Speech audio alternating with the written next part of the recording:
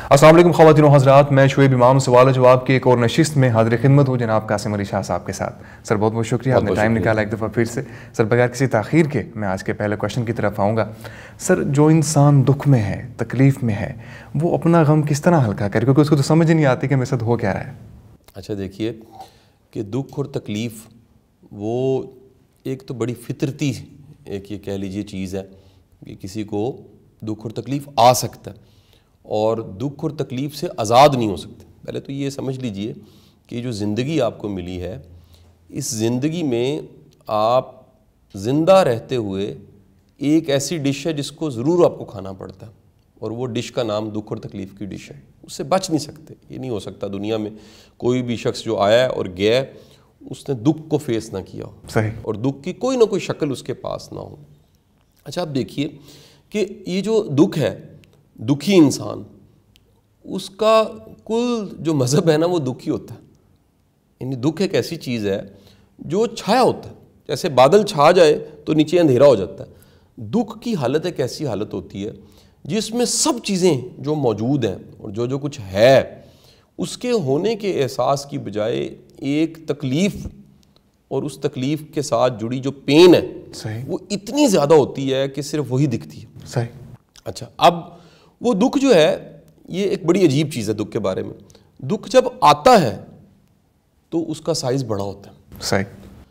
وقت گزرنے کے ساتھ اللہ نے انسان کو بنایا ایسا ہے کہ وہ دکھ جو ہے وہ چھوٹا ہونے لگ پڑتا ہے. یعنی جیسے جیسے وقت گزرتا ہے دکھ اور تکلیف فطرتی ہیلنگ اس کی جو ہے وہ ہے جتنا زیادہ وقت گزر جائے.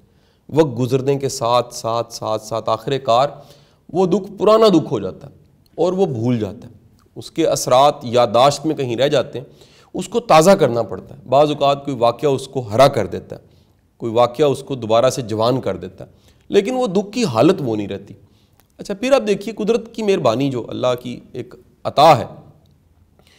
اگر انسان کو نیند نہ ملے، نیند نہ ہوتی، نیند کتنی کمال کی نعمت ہے. جو سلیپ سائنس کو جانتے ہیں یا میں نے جتنی کہہ لیجئے سلیپ پہ بکس پڑھی ہیں ان کتابوں نے ایک بات بڑی مزے کی سکھائی کہ نیند کی حالت میں آپ کے پورے دن کے واقعات، ان کی انفارمیشن، ڈیٹا، سب کچھ وہ کہیں نہ کہیں سیٹلڈ ہوتا ہے. آپ کے مائنڈ میں، آپ کے جو سارے مائنڈ کے برین کے پروسیس ہیں مائنڈ کی شکل میں، وہ سب چیزیں کہیں نہ کہیں سیٹل ہوتی ہیں. تو ہوتا کیا ہے کہ نیند ملتے ہی غم کی حالت وہ نہیں رہتی. صحیح. غم جتنا مرضی بڑا ہو، آپ کمال دیکھیے کہ سونے کے بعد وہ غم ختم ہو چکا ہوتا ہے. صحیح. اچھا اس کی ریفلیکشنز ہوتی ہیں جو خوابوں کی شکل میں یا ایک ہم کہہ سکتے ہیں کہ کہیں نہ کہیں ایک کوفت ہو رہی ہوتی ہے، لیکن نیند آنے کے بعد غم کی وہ حالت نہیں رہتی. اچھا آپ ایک اور دیکھیے، یہ بھی مطلب کامن ایک ایسا ارد گرد کہیں نظر آئے گا، خدا نہ خواستہ کو بڑا غم، بہت بڑا غم آ گیا ہو تو کئی ایسے ڈاکٹر کنسلٹنٹس ارد گرد فیملی میں ہوتے ہیں جو کہتے ہیں یار کہ یہ جو زیادہ غم زدہ ہے اس کو کسی طرح کوئی رو لے، یہ رو نہیں رہا.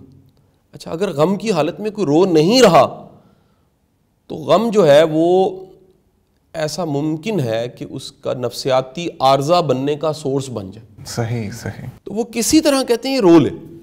اچھا رونے کا مطلب یہ ہے کہ وہ ایک بار اپنی اس پرسنالٹی کے سٹرکچر سے نکل کے ٹوٹے. انسان جب روتا ہے نا تو وہ رونا اس کی اس ساری شخصیت اور اس کے اس احساس کو کہ مجھے دنیا دیکھ رہی ہے اور میں کیسا دکھ رہا ہوں اور میری کیا شخصیت ہے اور میں نے کیا پہنا ہوا ہے اور میری کیا پرسنالٹی ہے، میرا کیا مقام ہے. تو دنیا کے بڑے سے بڑے انسان اور چھوٹے سے چھوٹے انسان کے آنسو ایک جیسے ہوتے ہیں. صحیح. اور دکھ کی حالت میں درد، تکلیف ایک جیسی ہوتی ہے. تو اگر وہ رو لے تو رونے سے کتھارسس ہو جاتا ہے. اچھا اگر وہ رونا، یہ بڑی خاص بات ہے، اگر وہ رونا تنہائی میں رب کے سامنے چلا گیا تو وہ بھی ایک طاقت بن جاتا ہے. یعنی آپ کی تکلیف، آپ کا دکھ، آپ کا درد، آپ اس کو لے کر جائے نماز بچھا کے آپ بیٹھ گئے اور آپ نے کہا ہے کہ یا باری تعالیٰ مہربانی فرما، بڑی دکھ تکلیف کی حالت، تو مہربانی، کوئی تیری اس میں رضا ہے، تیری مرضی ہے، میں تیری رضا پہ راضی ہونا چاہتا ہوں، مجھے راضی رہنے کی توفیق عطا فرما، عنایت کر کہ تو نے غم بھیج دیا، اب غم پہ راضی رہنے کی توفیق بھی عطا فرما دے. بالکل صحیح. تو آپ کا جو غم ہے آپ جیسے اسے سپرد خدا کرتے ہیں, اپنے آپ کو, اپنی تکلیف کو, اپنے دکھ کو آنسو بہا کے سجدوں کے ساتھ سپرد خدا کرتے ہیں, آپ کی تکلیف کم ہو جاتی ہے, بے شک آپ کا اعتماد بڑھ جاتا ہے. اچھا پھر دیکھیے یہی اسی طرح کہ آپ کو بوڑھے بابے سارے ہمارے بزرگ کسی کے غم کی حالت میں کہیں گے کہ اس کو سلاؤ, اس کو نیند آ جائے. وہ فارمولا بتا چکا کہ نیند بھی غم کو کیا کر دیتی ہے, پرانا کر دیتی ہے تھوڑا سا. اچھا پھر آپ دیکھیے کہ غم ایک ایسی چیز ہے جس میں اپنے ملیں اگر تو غم ہلکا ہو جاتا ہے. اپنے ملے تو غم تقسیم ہوتا ہی تب ہے جب اپنے ملتے ہیں. اپنے ملتے ہیں تو اب تو ویسے کووڈ میں تو گلے نہیں لگا جا سکتا, بڑے حالات اس وقت مشکل حالات ہیں, بے شک. لیکن آپ یہ دیکھیے کہ غم کی حالت میں آپ کندھے سے لگتے ہیں, کسی کے گلے لگتے ہیں, آپ روتے ہیں, آپ کا دل ہلکا ہوتا ہے, آپ کے رونے کی وجہ سے آپ کا جو غبار ہے وہ نکل جاتا ہے.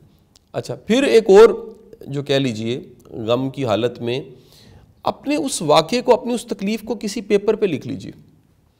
اچھا جب آپ کسی بھی چیز کو ریکارڈ کر دیتے ہیں تو وہ دماغ میں بار بار نہیں چلتی. پرابلم یہ ہوتی ہے کہ ایک برے واقعے کی یاد تکلیف دیتی ہے.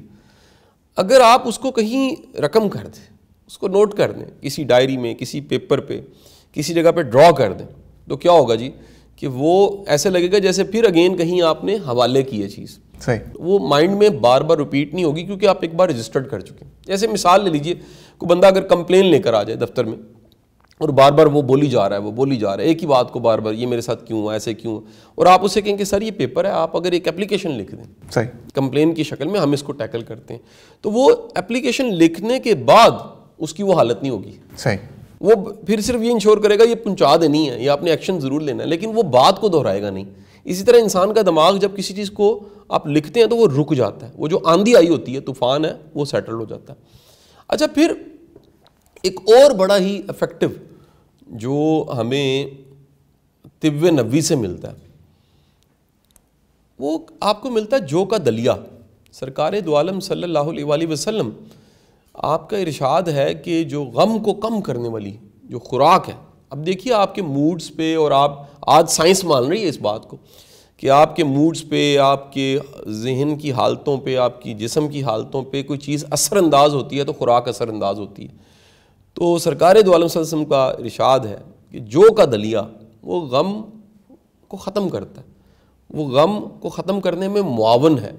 تو جو کا دلیہ اگر آپ کھاتے ہیں تو اس کے نیوٹرینٹس ایسے ہیں, اس میں کہہ لیجئے غذائیت ایسی ہے کہ وہ آپ کے دماغ میں بننے والے ان کیمیکلز کو جو غم بڑھا رہے ہیں ان کو وہ کم کر دیتے ہیں. بالکل صحیح. اچھا پھر ایک اور آخری بات, اس میں ایک پوری سیریز ہے کہ مطلب ابھی تک اس پہ جو کتابیں ہیں, میں نے 2 کتابیں پڑھی ہیں اس پہ. صحیح.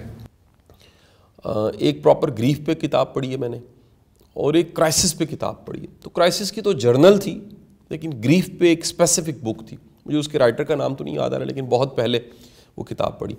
تو ایک جو چیز انہوں نے اس کتاب میں مینشن کی تھی وہ تھی کہ مصروف رہیں. مصروف رہیں.